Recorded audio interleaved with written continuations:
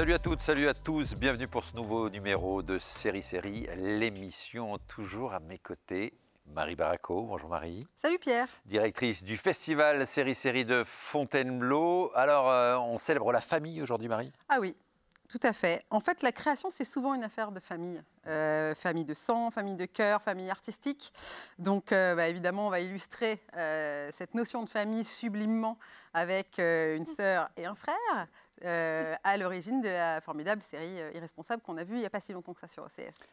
Camille et Frédéric Rosset, bonjour à tous les deux. Bonjour. Merci beaucoup d'avoir fait le voyage jusqu'à nous. Frédéric, créateur donc de la série Irresponsable. À voir sur OCS, à voir également sur la plateforme MyCanal. Camille, votre co-scénariste, mais également votre sœur dans la vie. Alors, on va commencer un peu sur votre parcours, peut-être à tous les deux. Comment est née la vocation? On va commencer par Camille. Je ne sais pas si on avait une vocation de scénariste tout de suite avec Fred, mais par contre, depuis assez jeune, on avait une vraie passion pour le cinéma. On voyait plein de films, on avait beaucoup de goûts communs aussi, et souvent même on nous reprochait dans les dîners de famille de monopoliser la conversation sur des films qu'on débattait entre nous et tout le monde nous regardait, genre ouais. Donc voilà, donc on a fait pas mal de petits films autoproduits dans notre jeunesse en fait, l'un et l'autre, pas forcément ensemble d'ailleurs, mais cela dit on se filait tout le temps des coups de main. C'est vrai que moi à la base j'avais pas spécialement pensé être scénariste, je voulais être réalisatrice et écrire des films. Et j'ai fait l'atelier scénario de la Fémis pour écrire un premier long métrage. Et à l'époque, j'ai entendu parler pendant que j'y étais qu'une formation série télé s'ouvrait à la Fémis.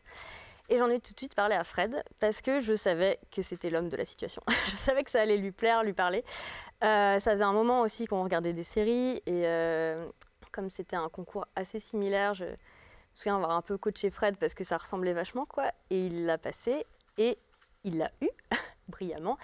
Et c'est lui qui doit raconter, mais pour la faire courte et après tu pourras développer, il a développé son projet Irresponsable. Et ensuite, quand il a trouvé un producteur et une chaîne, il s'est adressé à moi pour qu'on la coécrive ensemble. Et moi, perso, c'est comme ça que je suis devenue scénariste, en fait, en écrivant Irresponsable avec Fred. Mais alors, vocation aussi, comme Camille, dès l'enfance, parce que passion du cinéma, des séries, l'envie de réaliser, d'écrire, déjà quelque chose de clair en tête? Ouais, et c'est comme Camille, je pensais plus à réalisation qu'à scénariste. Jusqu'à je voulais faire des films. Je voulais être le patron. Et donc, dans l'imaginaire, je regardais le cinéma, je voyais bien que le patron, c'était le réalisateur. Et je voulais faire mes films, quoi. Le cinéma, ça m'intéressait énormément. Et comme Camille vous parle de la formation série télé de la Fémis, quand même. Bien sûr, parce qu'il s'est passé, entre ce que je suis en train de vous raconter là et que quand Camille me propose ça, il s'est passé 10 ans. Parce que au début, c'est dans mon enfance, dans mon adolescence, je veux réaliser des films. Et c'est courant de l'adolescence que je regarde de plus en plus de séries. C'est le début des années 2000 en fait. Donc c'est ce qu'on appelle l'âge d'or d'HBO. J'ai découvert Six Feet Under, on découvre en DVD Twin Peaks qui sort, on se rend compte je me mets à vraiment beaucoup aimer la série. Et en plus, la série, c'est un peu un truc à moi, parce que le cinéma, on a des parents très cinéphiles qui nous avaient beaucoup éduqués sur le cinéma, ils nous avaient beaucoup montré de films. Là, la série, ça leur parlait pas du tout, donc j'avais l'impression que c'était un truc qui m'appartenait à moi, c'était une passion personnelle. Malgré ça, j'avais quand même le sentiment que mon destin était de faire du cinéma, parce que j'avais l'impression qu'en France, on n'était pas dans le bon pays pour faire de la série télé, encore à ce moment-là. Et en fait, un an avant que s'ouvre la formation série TV en France, à la Fémis, et que Camille m'en parle, on est en 2012 et c'est là où commencent à sortir Les Revenants. Après coup, je découvre aussi, avec un peu de retard, Un village français, je découvre Engrenage. Et en fait, je me rends compte qu'il y a des bonnes séries en France qui émergent ou qui ont même déjà émergé depuis quelques années et que j'étais pas assez curieux. Et Camille me parle de cette formation. Ça me paraît tout indiqué pour ce que j'ai envie de... Ce qui m'intéresse à ce moment-là, je l'attends et en fait ça change ma vie. Parce que comme dit Camille, dans le cadre de cette formation, on écrit un projet, j'ai écrit Irresponsable. Et un an plus tard, quand j'en sors, j'ai tout de suite un producteur, on va très vite voir OCS, ils disent banco et voilà. C'est comme ça que je deviens moi aussi du coup, de fait, scénariste série télé, pour commencer en tout cas, quoi. Ah bah, c'est une belle histoire. Hein. Ouais, c'est une belle histoire. Du côté de la BBC aussi, Marie Yadia. Tout à fait. Alors, en fait, le principe de cette émission, c'est effectivement de donner la parole aux créateurs, d'expliquer tout le processus créatif, c'est-à-dire comment ça naît chez chacun, le parcours, etc. Et il y a quelque chose d'assez formidable, je ne sais pas si vous connaissez, donc la BBC a mis en place un système qui s'appelle la Writers' Room de la BBC, qui forment en fait des scénaristes, mais c'est-à-dire qu'ils les forment à l'origine, en formation initiale, mais aussi tout au long de leur carrière. Donc en fait, ils accompagnent leurs talents et c'est une manière pour eux à la fois de repérer des voix différentes, parce qu'ils ont une vraie problématique de diversité, de donner la parole à tout type d'auteurs pour avoir des séries très différentes. Ils ont cette conscience très forte de la nécessité d'être représentatifs, etc. Et donc, on avait reçu Anne et Divine. Je vous propose d'écouter ce qu'elle nous a raconté. We're looking for voice in a simple word. And I don't know if you use the same word, do you know, in French? A voice, yes. Yeah, we're looking for a voice. We're looking for writers. We're not looking for projects. So we're looking for that spark. There's something that somebody earlier called that holy fire. We're looking for that thing that makes that writer different to everybody else, whether it's a brilliant bit of dialogue, whether it's a character that leaps off the page, whether it's a situation we've never read before.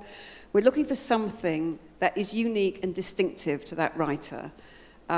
We get a large number of well-made detective scripts. There's not a lot I can do with those. Do you know? BBC's got loads of those already. Actually, what we're looking for is that voice, that uniqueness, that unique take on life. Et donc, un auteur, c'est aussi une voix. Qu'est-ce que vous en pensez ? En fait, c'est un peu comme ça que j'ai vécu aussi la Fémis, c'est-à-dire que j'ai pas eu le sentiment qu'on a cherché à me faire entrer dans un moule, mais qu'on a cherché à m'aider, à m'aiguiller sur quelle série je veux faire et comment m'aider à faire cette série. C'est à ça que sert pour moi un producteur, c'est à ça que sert toute personne avec qui on travaille et toute personne qui fait des retours sur des textes, c'est pour nous aider à trouver nous-mêmes ce qu'on veut faire, à raconter ce qu'on veut raconter de la meilleure façon et jamais dans l'idée de nous restreindre et d'entrer dans des cases qui ne nous correspondent pas forcément. En tout cas, dans toutes les relations professionnelles saines que j'ai eues, c'était ça l'idée. Et je trouve ça super du coup que la BBC fasse ça. De toute façon, les Anglais sont assez en avance sur nous et assez forts là-dessus. Mais cela étant dit, c'est un peu ça que j'ai vécu à la Fémis. C'est vraiment à aucun moment j'ai eu le sentiment qu'on cherchait à éteindre ma voix pour entrer dans un moule, mais au contraire justement à apprendre à révéler quelle était ma voix, qu'est-ce que je voulais raconter et comment je voulais le raconter. C'est un peu aussi ce qu'a fait OCS finalement, parce que OCS vous a fait confiance, c'était votre première série. Est-ce que vous pouvez nous raconter cette rencontre ? Oui, c'est Antoine Zimalka, le producteur. Dès que je suis sorti de la Fémis, il m'a proposé de signer une option sur ce projet et j'ai tout de suite senti qu'il voulait justement faire la même chose que moi. Parce que justement, ces retours allaient dans le sens de me raconter ce que je voulais raconter, mais sans jamais dénaturer le projet. Et donc à partir du moment où on s'est mis d'accord pour faire un bout de chemin ensemble, lui, il avait toute l'idée d'OCS en disant que c'était dans la logique d'un jeune auteur qui a encore tout à prouver. Si je ne veux pas me faire voler mon projet, qu'on m'impose un auteur senior, qu'on justement on n'éteigne pas ma voix pour revenir là-dessus, et bien OCS était tout indiqué à ce moment-là parce que ce sont vraiment ceux qui cherchent déjà à développer du format de 26 minutes comme on avait et qui laissent les auteurs tranquilles parce que justement ils cherchent des auteurs avec une voix personnelle, avec avec un point de vue et donc la logique c'est on ne vous donne pas beaucoup de budget donc il faut évidemment que vous vous débrouillez avec ça mais en échange de ça rendez-vous au montage et donc c'est vous qui choisissez quoi. Et c'est exactement ce qui s'est passé. Il y en a d'autres maintenant, parce que là on est en 2015, il y en a d'autres qui se mettent à faire ça. Justement France Télévisions avec France.tv, ils se mettent à développer des séries sur le web qui ont exactement à peu près le même type de budget, le même type de durée et je pense que c'est très bien d'avoir une multiplication de diffuseurs qui permettent d'ouvrir des portes à différents jeunes auteurs. Et donc on va dans le bon sens, quoi. Mais vraiment, en 2015, c'était les seuls, quoi. Moi, j'aimerais savoir comment, justement, on parle de votre voix, là, Frédéric, mais comment Camille a trouvé sa propre voix ou a trouvé votre voix commune, je ne sais pas, une sorte de... Comment est né le duo dans l'écriture? Parce que, bon, ok, vous êtes sœur et frère, mais... Comment ça s'est passé? Bizarrement, ou pas bizarrement d'ailleurs, assez naturellement. C'est vrai qu'à la base, Fred, il est venu me voir pour... il y avait une idée que je pouvais peut-être l'aider sur les personnages féminins. Ça, c'était la théorie. Et en fait, très vite, c'est pas du tout comme ça que ça s'est passé. J'étais pas plus calée sur les personnages féminins et lui sur les masculins, quoi. Enfin, en fait, on a tout de suite tout partagé, quoi. Après, moi, je venais au service du projet de Fred. Enfin, c'était lui le créateur, il existait déjà, il avait écrit déjà 2 épisodes. Du coup, je m'adaptais à son ton, en fait, qui était le sien. Mais en même temps, le thème de la série, tout ça, ça me parlait beaucoup, en fait. C'est des thèmes qu'on avait en commun. Donc, qui, moi, personnellement, me concernaient vraiment. Et en plus, on avait également vraiment des références communes. Enfin, ayant grandi ensemble, on avait vu les mêmes choses en même temps et on les avait aussi aimées ensemble. Donc, c'est vrai que ça a tout de suite bien matché, quoi. Pour remonter à l'idée de base, vous parliez des 10 ans qui se sont passés entre l'entrée dans cette formation de la FEMIS, les envies de devenir réalisateur. Irresponsable, c'est autobiographique? Alors c'est marrant parce que j'ai envie de piquer la réponse de Sébastien Chassagne quand on lui demande s'il ressemble à Julien, donc Sébastien Chassagne, l'acteur principal, qui dit que Julien, c'est le type qui serait devenu s'il n'avait pas eu le théâtre dans la vie. Et en fait, je suis assez d'accord avec ça. Moi, je pense que c'est aussi le type que je serais devenu si jamais j'avais pas eu la conviction profonde très vite de quelle était ma voie et qu'est-ce que je voulais faire professionnellement dans la vie. Et parce que le drame de Julien, c'est que s'il y a 30 ans, il est toujours au même point qu'à son adolescence, c'est parce qu'il ne sait vraiment pas quoi faire de sa vie, en fait. Et moi, je connais pas mal de gens qui ont ça, qui ont ce problème-là, qui se sentent piégés, soit dans un boulot qu'ils n'aiment pas, soit qui justement refusent de se piéger dans un boulot qu'ils n'aiment pas et qui donc du coup en sont encore à un stade soi-disant immature pour leur âge, mais que moi je comprends tout à fait, quoi, cette non-envie de se mettre dans une case dans laquelle tu ne veux pas vivre. Et j'estime avoir beaucoup de chance de ne pas avoir vécu ça, mais du coup, je ne sais pas pourquoi, ça m'intéresse beaucoup de parler de ça, quoi. Et donc, ce Julien qui vit dans la banlieue où moi j'ai grandi, à Chaville, j'en connais plusieurs. Enfin, j'en connaissais plusieurs, ça, ils vont mieux maintenant. Ils vont mieux, c'est ce que j'allais dire. Mais, ils ont regardé la série, ils se sont dit, bon, allez, il faut que je bouge quand même, parce qu'on a une série sur notre vie, c'est bon. Ils m'ont fait des remarques, hein, mais oui, il y en a plusieurs qui m'ont dit, disons que ça me dit quelque chose et c'est drôle, hein, mais bon, ok. On va rappeler, parce que peut-être que tout le monde ne l'a pas encore vu, donc c'est un trentenaire encore ado qui retournait vivre chez sa mère. Là, il va apprendre que son ex-petite copine qu'il avait eue à 15-16 ans a eu un enfant qu'il n'a pas connu, mais que cet enfant a grandi, qui a lui-même 15-16 ans, et donc il va faire la connaissance de cet enfant complètement par hasard. Nous, on va voir un extrait là où ils ne se connaissent pas encore, et donc on va retrouver Sébastien Chassagne, Théo Fernandez également. Je trouve d'ailleurs que vous avez un petit truc entre Théo Fernandez et Sébastien Chassagne, c'est marrant, il y a un petit mix des deux personnages chez vous, Frédéric Rosset. On les regarde, réalisation signée Stéphane Cafiero. Ah, vous fumez un pétard? Non, non, mais cache pas ça, putain, mais jette pas! Cache pas la drogue. Oh. Ah, putain, fais gaffe, sérieux, mec. T'es pion? Hein? Bah, non. Enfin, peut-être. Là, non. Enfin, non. Ah, putain. C'est cool, hein, j'en avais besoin. Tu t'appelles comment? Je m'appelle Jacques. Jacques? Bah ouais. Ah ouais, putain. Quoi? Bah, c'est chaud. Hein. Bah quoi, c'est chaud, c'est un prénom? Bah oui, c'est un prénom, mais c'est un prénom qui est chaud, quoi. Non. C'est bizarre, parce que quand t'as moins de 48 ans, Jacques, c'est quand même pas... Ah ouais, non, mais d'accord. Alors déjà, c'est pas Jacques... Enfin, c'est pas Jacques pourri, quoi. C'est Jack. J-A-C-K. Ouais. L'américaine, quoi. Et moi, je viens de retourner là dans le quartier et j'ai plus aucun contact. Donc si tu peux m'aider à pécho, c'est cool.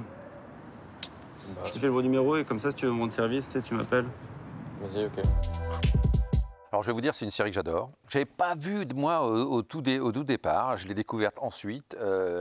J'y ai reconnu des choses aussi. Je pense qu'elle peut parler à tout le monde. Tout le monde peut s'y reconnaître. Elle est très drôle. Elle est vraiment assez iconoclaste en plus. Et alors j'adore les comédiens. Sébastien Chassagne en premier lieu. Je me suis demandé d'ailleurs si ça n'avait pas été lui, est-ce que ça aurait été la même série? Vous avez quand même eu de la chance, j'ai l'impression de tomber sur lui, mais j'ai l'impression que ce rôle lui colle à la peau. Est-ce que vous avez pu intervenir, vous, dans le choix du comédien déjà, par rapport au producteur ou au réalisateur? Et puis, comment s'est passée la rencontre avec Sébastien Chassagne? La particularité, c'est que Sébastien Chassagne est arrivé avant même le producteur ou le réalisateur, justement, en fait. C'est-à-dire que, comme c'est une série qui a été créée au sein de l'école La Fémis, à la fin, en fait, l'idée était de tourner ce premier pilote comme un film d'école avec des étudiants de La Fémis. Donc là, c'était Émilie Noblet à ce moment-là qui a réalisé ce pilote Fémis. Et c'est elle qui m'a proposé Sébastien pour le rôle. Et en fait, évidemment, qu'il a apporté énormément au personnage et que tout de suite, il a ce truc qui est que j'avais peur que le personnage, avec tous ses défauts, puisse être assez antipathique. Et en fait, il nous fallait un Sébastien Chassagne qui, on lui donnera le bon Dieu, quoi. Il a beau avoir tous les défauts du monde, il est extrêmement sympathique et extrêmement drôle aussi, évidemment. Et en même temps, dès qu'il faut être très sérieux sur certains sujets, il sait, enfin bref, il sait tout jouer, quoi, tout simplement. Et donc oui, c'est le seul de tous les acteurs de la série qui était déjà casté quand on écrivait la saison 1. Donc il n'y a vraiment que le pilote, enfin, les 2 premiers épisodes qui ont été écrits sans savoir que c'était lui. Et c'est une vraie chance d'avoir en tête un comédien en écrivant le personnage, tout simplement. Ouais, ça a été un vrai luxe d'écrire la saison 1 en pensant à lui, en fait, et en sachant, en ayant une idée déjà de comment il allait l'interpréter, quoi. En fait, c'est ça qui est vraiment chouette à écrire de la série, en général dans les saisons 2 et les suivantes, c'est-à-dire qu'on écrit pour des comédiens et on adapte aussi les personnages à ce qu'ont apporté les comédiens. Et nous, on a quand même pu le faire dès la saison 1 grâce à ce pilote Fémis où Sébastien Chassagne était déjà là, quoi. Et pour l'anecdote, il y avait également Vincent Stenbach également dans le pilote Fémis qui joue le flic. Et qu'on adore aussi. Ah ouais, et du coup, dès la saison 1, Fred n'avait pas écrit ce rôle pour qu'il soit forcément développé après. Et en fait, on a eu de cesse de le développer également en saison 1, puis dans les suivantes, quoi. Ah ouais, et dans la 3, où se termine en apothéose, mais on ne va pas raconter la fin pour ceux qui ne l'ont pas vu. L'écriture, comment vous vous mettiez au défi? Parce qu'il y a des ruptures sans arrêt, des surprises. Ça part dans une direction, et puis tac, en fait, on est pris au dépourvu, ça part dans une autre, etc. La réaction des personnages sont à chaque fois surprenantes. Enfin, quel était l'enjeu, là, Frédéric, en termes d'écriture sur cette série? Pour moi, pour commencer, l'enjeu, c'est de réfléchir à qu'est-ce qu'on veut raconter sur nos personnages, c'est quel est le parcours qu'ils doivent franchir. Et une fois qu'on l'a décidé, c'est comment réussir à transformer ça en 10 épisodes avec des enjeux internes à chaque épisode tout en faisant avancer l'histoire. Le but, c'est qu'à chaque fin d'épisode, on redistribue un peu les cartes au niveau des relations entre les personnages. Donc c'est une vraie série quand même un peu feuilletonnante où il n'y a pas un côté tout redevient à la normale comme un épisode des Simpsons ou Malcolm ou beaucoup de séries comiques que j'aime beaucoup. Mais là, vraiment, c'est quand même une histoire qui évolue sans cesse, où le personnage doit évoluer. Et donc ne pas avoir peur dans ces conditions-là de raconter au premier degré certaines choses sur nos personnages qui ne sont pas forcément marrantes, et donc du coup de jouer avec les genres de comédie, mais aussi à un moment donné oublier d'être drôle.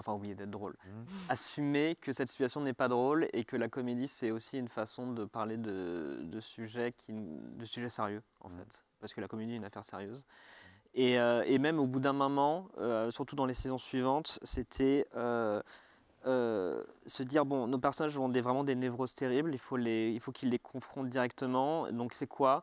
Et très vite, on en vient à des sujets où tout de suite on se dit, waouh, c'est vraiment pas drôle en fait. Et on dit, bah c'est pas grave, on va se débrouiller pour que ce soit drôle. Mais on commence par raconter tout ce qu'ont en eux les personnages. Le personnage de la mère de Julien, par exemple, a vraiment une vie terrible quand on y pense. Et à un moment donné, on s'est dit, assumons-le. Heureusement qu'il y a Jean-Pierre. Montrons-le. Ouais, mais même justement. Mais encore que, on est d'accord, oui. Encore que, oui.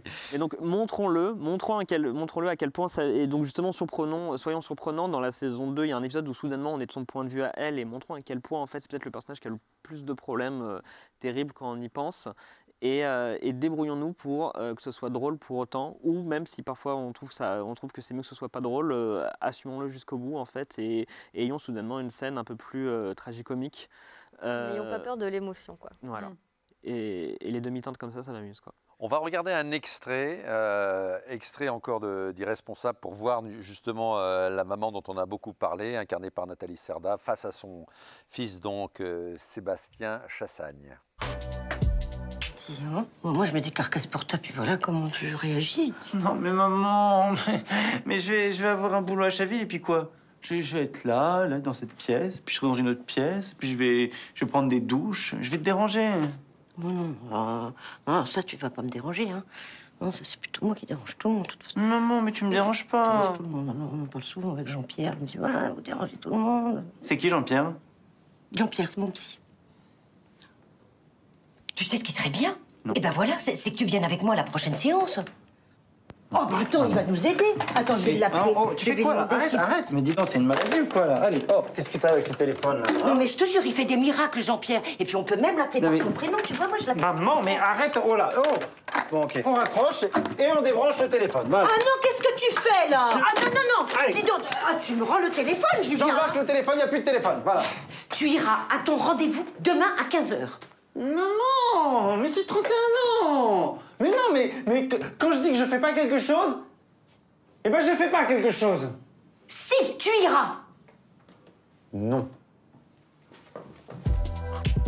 Vos parents ont vu la série? Bien sûr. Alors, Ah bah, ils aiment beaucoup, hein. Je crois que notre mère avait un petit peu peur au début quand même De se retrouver. Elle se faisait. Non, alors elle ressemble pas du tout à Sylvie, mais elle se faisait un peu charrier justement, qui est un amalgame justement, qu'on croit que c'est une Sylvie. Ça la faisait flipper. Je vais même dire, la première version dans le pilote, la mère de Sylvie ressemblait presque plus à notre mère. Et on m'a dit de façon très juste que le personnage de la mère n'était pas assez marrant. Et en fait, je pense que si Julien me ressemblait aussi, il ne serait pas marrant non plus. Donc l'idée, c'est peut-être de prendre des personnages peut-être qu'on connaît un peu, mais de tellement accentuer leurs défauts que du coup, ça ne devient plus tous les mêmes, quoi. Et du coup, comment s'est passée après la collaboration avec le réalisateur? Parce que en fait, vous avez quand même, et on le voit là, une vision très précise de ce que la série devait être. Donc comment on passe le flambeau à ce moment-là pour travailler avec le réalisateur et surtout après la réalisation d'un pilote? Enfin, quel a été le processus? Alors qu'on était en pleine écriture de la saison 1, on a fait un casting de réalisateur. La particularité, c'est donc qu'on rencontre des réalisateurs, on a un rendez-vous, 2 rendez-vous, et au bout du 2e rendez-vous, on doit décider si oui ou non on part avec. Donc c'est vraiment comme avoir un rendez-vous Tinder et à la fin on nous demande si on veut se marier, parce que c'est vraiment une relation extrêmement longue et compliquée. Et Stéphane, on m'a souvent comme ça, il m'est rentré dedans. C'est le seul qui n'a pas dit je trouve ça formidable, machin, et qui restait assez vague. Lui, il m'a dit il avait beaucoup de questions et j'avais presque l'impression que c'était moi qui passais une audition et pas lui. et comme quoi, je voyais qu'il savait ce qu'il voulait faire.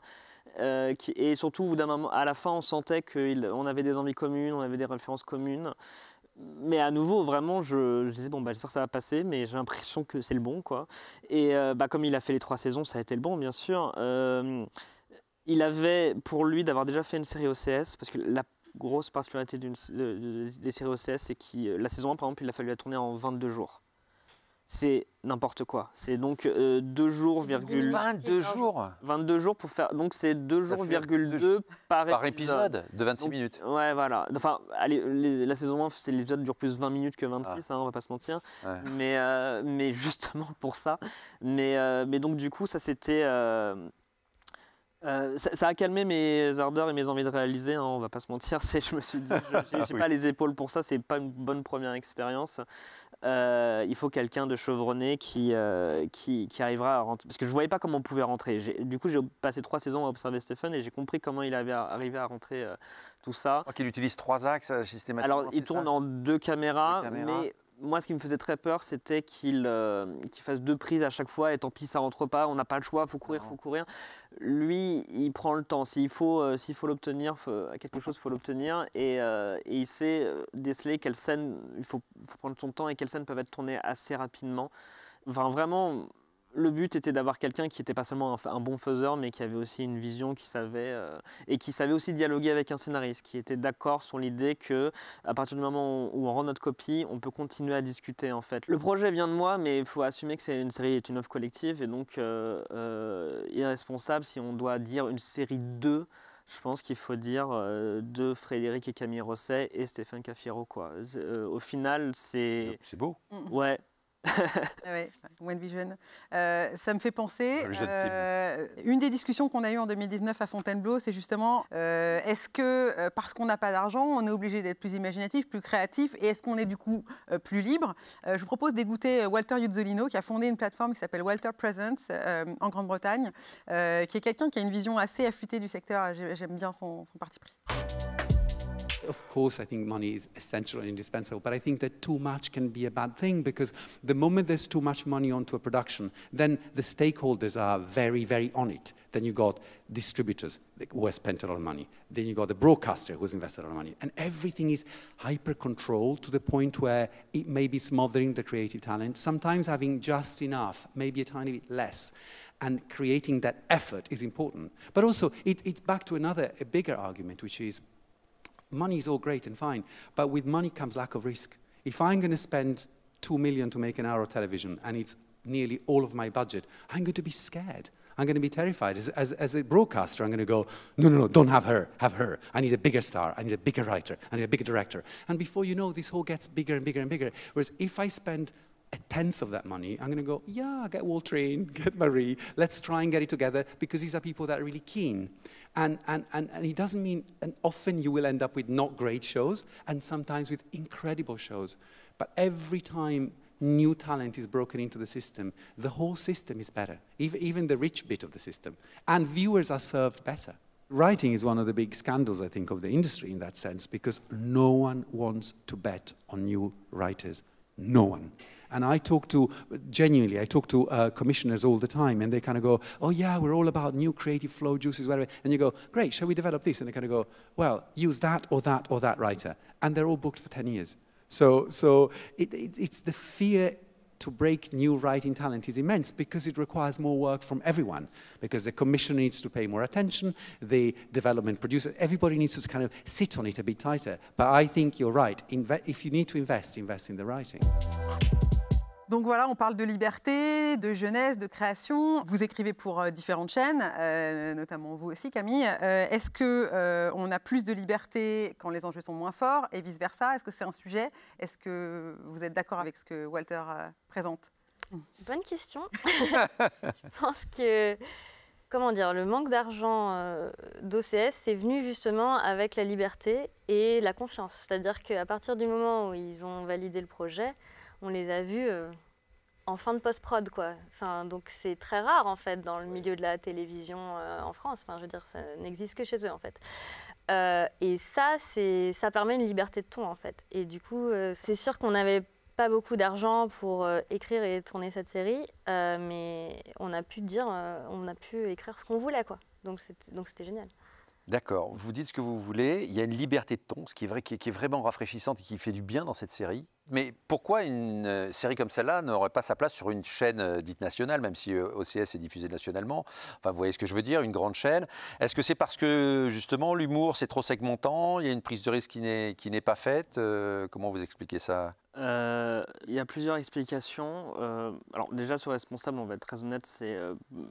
Pourquoi France 2 ou TF1 ou une autre grande chaîne n'a pas voulu faire Irresponsable? C'est parce qu'on n'est même pas allé les voir de toute façon, donc on ne peut pas non plus leur reprocher de ne pas vouloir faire Irresponsable.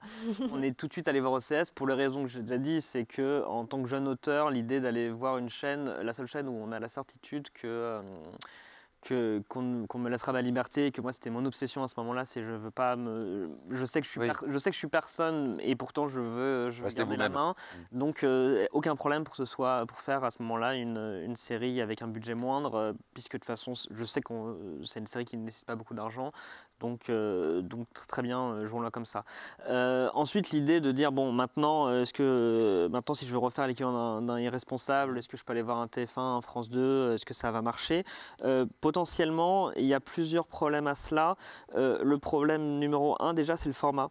C'est-à-dire que Mais 26 minutes. Irresponsable, c'est du format 22-26 minutes Ouais. et c'est un format qui correspond très bien pour ce type de série. C'est un format auquel je tiens pas mal si jamais je veux continuer ce genre de format. Et le problème, c'est que ces chaînes-là ne fonctionnent que pour l'instant exclusivement sur du prime time, sur les différents prime time. Durée, quoi. Et voilà, mais c'est vrai que les plateformes n'ont pas ce problème-là, donc déjà ça s'explique. Et ensuite, la question du ton, progressivement, je pense qu'un jour, ça arrivera sur France Télévisions. Là où je peux être un peu honnête, c'est que j'ai passé 2 ans à développer une série pour une chaîne style grande chaîne hertzienne, et qu'on a fini par arrêter en cours de développement le projet parce que on ne voulait pas faire la même série. Et l'idée, c'était qu'ils m'ont engagé moi, auteur d'Irresponsable, et que j'avais un projet qui potentiellement pouvait un peu plus convenir à leur public parce que les personnages étaient un peu plus âgés, mais c'est ce que je voulais faire, je voulais raconter cette histoire-là. Et finalement, on n'était pas d'accord sur ce qu'on voulait faire, on s'est arrêté en cours de route. C'est des choses qui arrivent, mais c'est vrai que du coup, très honnêtement, ça m'a un tout petit peu refroidi sur la question de, bien sûr qu'on peut faire une série style Irresponsable sur une chaîne hertzienne. Ouais, mais après, on revient effectivement sur la vision commune, et c'est là où j'aimerais revenir sur l'histoire de la fratrie. Je trouve que c'est effectivement hyper intéressant. On a reçu à Fontainebleau Isobel Waller-Bridge, qui est donc la sœur de Phoebe Waller-Bridge, qui est compositrice. Et je mettrais bien son intervention en perspective avec votre présence ici, parce que justement, elle évoque la confiance innée dans la fratrie pour travailler ensemble. Donc écoutons-la sur sa collaboration autour de Fleabag. My sister and I, because we've worked on and off really together since we were really small, and we really do have a shared sense of humour and shared sort of sensitivity. So we know each other incredibly well, obviously, and because of that, there's a sort of a real sense of we have an enormous amount of trust between us and a truthfulness, and that sort of translates into a sort of fearlessness about being really direct without there having to be, there are no, so we're not precious with each other. And that can, it's weird, it doesn't ever find, it never, we're never afraid of telling each other that we don't really necessarily agree with the other's choice. But I think I suppose, yeah, when we felt, for me, you know, especially with something like Fleabag, which is really, it was, you know, it's been sort of 10 years, really. I mean, she started writing that quite a long time ago, and it was a play first, and so it really lives in her. And so I really did feel a huge sense of responsibility writing the music for it. And so presenting the first ideas, I was very nervous, definitely, and really wanted to, you know, for it to be the best, obviously, that it could be, but also to speak to a truth that I knew that the reason she'd asked me to do it is because I was sort of inside it somehow. And then it was very rewarding when the things that I did bring, they were right. And so that felt good. Du coup, est-ce que vous êtes d'accord avec ça, le fait de travailler entre frères et sœurs, c'est se mettre plus de pression, mais aussi se faire plus confiance Ouais, et moi je voudrais rebondir aussi sur le fait d'avoir pas peur de se dire les choses. Moi j'avais presque peur de ça au début de notre collaboration avec Fred, c'est que on se dise les choses un peu trop cash, qu'on s'engueule en fait, parce que justement il n'y a pas de limite en fait. On est frères et sœurs, on se chamaillait quand on était petits. C'est pas comme quand tu es avec tes collègues et que tu maintiens une politesse ou quoi, mais j'avais justement peur de ça, que ça parte dans tous les sens, que ça puisse exploser. Et en fait, pas du tout. Je nous ai trouvés très courtois. Vous n'aviez pas peur de vous fâcher aussi, parce que travailler ensemble, ouais, on peut voilà, se fâcher et j'avais un peu peur de ça, ouais. Et en fait, c'est pas arrivé, sauf peut-être quand on relisait les versions finales de notre dialogué et où on se battait chacun pour sa virgule, mais c'était, voilà quoi, c'était assez minime quoi par rapport à ce risque en fait. Et après, sur la confiance, totalement. Enfin, je pense qu'on se faisait vraiment pleinement confiance. Et je pense aussi qu'on avait une exigence commune aussi. Ouais. Mais ça aide d'être frères et sœurs? C'est quoi le plus? Ben, ce qui aide, je pense, c'est justement toutes ces années passées ensemble à accumuler des références et des anecdotes communes. Et donc, cette espèce de vivier originel qu'on partage, quoi. Enfin, ça, c'est déjà c'est déjà énorme. Peut-être une vision de la vie aussi, c'est-à-dire qu'on a aussi la même vision à défendre. Enfin, je dis pas que c'est le cas forcément pour toutes les fratries en fait, mais nous en tout cas on avait quand même ça en commun quoi. Ça vous a rapproché l'un l'autre d'écrire? Déjà, techniquement, on se voit plus qu'avant. C'est pas qu'on se voyait pas avant, mais on se voyait à des réunions familiales de temps en temps. Et là, c'est vrai qu'à un moment, on se voyait tout quotidiennement, quoi. Enfin, on se voyait plus que des réunions familiales. Oui, non, bien sûr, pardon. Je vais être clair. À Noël, une fois par an. Voilà, parce que là, ça donne cette idée. Pardon, c'est vrai que je me rends compte que je peux donner une image fausse de notre relation d'avant responsable. Pas du tout. D'ailleurs, si Camille s'est retrouvée sur responsable, c'est parce qu'avant que je lui propose de coécrire avec moi, la personne à qui je faisais lire, en dehors de la Fémis, à qui je vais lire mon projet, c'est la première personne même à qui j'ai parlé de l'idée du projet, qui était bien 1 ou 2 ans avant que je puisse la développer à la Fémis, c'était Camille. Donc déjà, on avait déjà un rapport assez proche. Et le fait que ce soit Camille que je vais voir, c'est parce que c'est quelqu'un dont j'ai beaucoup confiance, j'ai beaucoup confiance en son point de vue. En effet, pour ces références communes, pour le fait qu'on sait se dire les choses cash, en effet, que ça c'est bien parce que tu as besoin de ce genre de rapport-là. Et en fait, non, les rares fois où on s'est un peu pris la tête et qu'on a eu des mots un peu hauts sur le fait qu'on n'était pas d'accord sur certains détails, en fait, au bout d'1 heure, c'est oublié. C'est vrai qu'avec un auteur plus commun, on va dire, ce genre de mots, ça laisse des traces. On se dit, oula, avec Camille, ça passe vraiment complètement au-dessus de la tête. Donc, il n'y a pas de souci. Et de toute façon, si je suis allé chercher Camille, c'est parce que j'étais sûr de mon fait. Parce que justement, elle m'avait déjà beaucoup aidé à développer le projet. Quand je me posais des questions, elle m'avait déjà beaucoup lu. Ce qui a apporté Camille et qui fait qu'on est assez efficace à écrire ensemble, c'est qu'on a les mêmes références, on est d'accord sur beaucoup de choses et du coup, on n'a pas besoin d'épiloguer 1000 ans sur... Mais en même temps, on n'est pas non plus des jumeaux.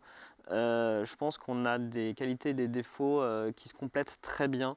En fait, Camille peut avoir une obsession sur des détails sur lesquels, si j'étais tout seul, moi, je les survolerais, je ne me poserais pas trop la question et ça me retomberait dessus après coup au tournage. Et inversement, je pense. Et ça, c'est en travaillant qu'on se rend compte. Et c'est plutôt... Donc voilà, je ne sais pas si c'est en lien avec le fait qu'on soit frères et sœurs, mais c'est ça qui fait que ça marche aussi notre relation, quoi. Puis alors, ce qui m'a surpris aussi, c'est qu'à un moment donné, il y a le rapport frère-sœur qui est évoqué dans la série avec Alison Chassagne. Et ça, j'imagine que c'est le fait qu'il y ait cette fraternité entre vous a dû jouer aussi au nom où c'était déjà là, Fred. Ce personnage existe parce qu'Alison Chassagne existe. C'est-à-dire que la sœur de l'acteur existe. Mais en fait, et qu'elle est actrice et qu'on la suivait. Et en fait, elle a fait de la figuration. Alors d'ailleurs, il y a du coup une erreur de continuité. Elle fait de la figuration dans une scène de fête de la saison 2. Et Sébastien m'avait dit, on va essayer de ne pas trop la filmer au cas où tu veux qu'elle, dans la saison 3, elle joue le rôle de ma sœur. Je dis, t'as pas de sœur, donc ce serait un problème. Sauf qu'en fait, ça faisait un moment qu'on se disait, la saison 3, qui sera la saison de conclusion, il faut faire revenir le père qui s'est barré avant sa naissance. Et je ne savais pas comment faire, en fait. Je savais qu'il fallait qu'il revienne, mais je ne savais pas comment l'amener. Et l'amener par une demi-sœur qui a surgi, en fait, ça m'a paru assez évident. J'en ai parlé à Camille. Évidemment, on était assez enthousiasmés. Et c'était le fait que ce soit des frères-sœurs et que nous aussi, on soit frères-sœurs, c'était une cerise sur le gâteau, même si ce n'est pas le même rapport, parce qu'eux, ils se découvrent. Ils ne se connaissent pas du tout. Moi, le détail que j'aime bien aussi, c'est que justement, ils ont exactement le même âge. Enfin, Alison Chassagne est de 1988 comme moi, et Sébastien et Camille sont de 84. C'est vraiment le même écart, le même âge. C'est un truc quand même. C'est quand même un truc autour de cette série, si je peux me permettre. C'est vraiment une histoire de famille. Alors j'aime bien la symétrie. J'aime bien que c'est bien rangé comme des trucs de bonne. Donc voilà. Donc on a beaucoup parlé des responsables, évidemment, mais on aimerait bien quand même savoir maintenant sur quoi travaillez-vous. Et ce qui est cool, c'est que depuis bientôt 1 an déjà, avec Fred, on a trouvé un nouveau projet, qui n'est pas le nôtre pour le coup, sur lequel on écrit ensemble, avec d'autres scénaristes, dont on ne peut pas dire grand-chose. Mais c'est une série qui est pour une plateforme, qui est produite par Empreinte Digitale, et qui est bientôt en fin d'écriture, qui va bientôt se tourner. Et donc, on est très contents d'écrire ensemble avec les autres scénaristes là-dessus. Et puis moi, je renouvelle l'expérience OCS parce que j'ai co-créé une série qui est aussi du 10 x 23 avec donc mon co-auteur Élie Girard, et on va également réaliser ensemble cette série. Cool. Et pour la blague, hein, parce que c'en est quasi une, je continue à bosser en famille puisque c'est mon compagnon. C'est ça. Mafia Rosset en action, on aura compris. Un air particulier à Chaville, sans doute. Hein, dont vous êtes originaire et vous êtes irresponsable, il y a un truc comme ça. Et vous, Fred? Et moi, oui, comme Camille, donc j'ai fait cette série pour cette plateforme qui nous a bien occupés pendant le confinement. C'était très chouette. Je commence à travailler aussi là, tout juste pour une série à nouveau qui n'est pas la mienne, mais sur laquelle je suis vraiment très très content de bosser. Ou pareil, comme c'est tout neuf, je peux pas trop en dire non plus. Mais comme je vous le disais, par contre, il y a un projet de série sur lequel que je développais qui finalement s'est arrêté. Donc j'essaie de trouver une nouvelle idée, un nouveau projet personnel. En même temps, je profite de ce laps de temps pour essayer de passer à la réalisation. Et donc là, je suis en train de chercher des financements pour un premier court-métrage. Et voilà, donc 2021 sera aussi normalement l'année de ma première réalisation, j'espère. Mais non, j'ai fait le tour. Merci à tous de nous avoir suivis. Merci beaucoup, Camille. Merci beaucoup. Merci Frédéric Rosset. Merci Marie Baraco. Hein, c'était très bien, mais c'est fini. Donc, Série l'émission, eh bien, vous la retrouverez sur Série le site. À très vite. Au revoir.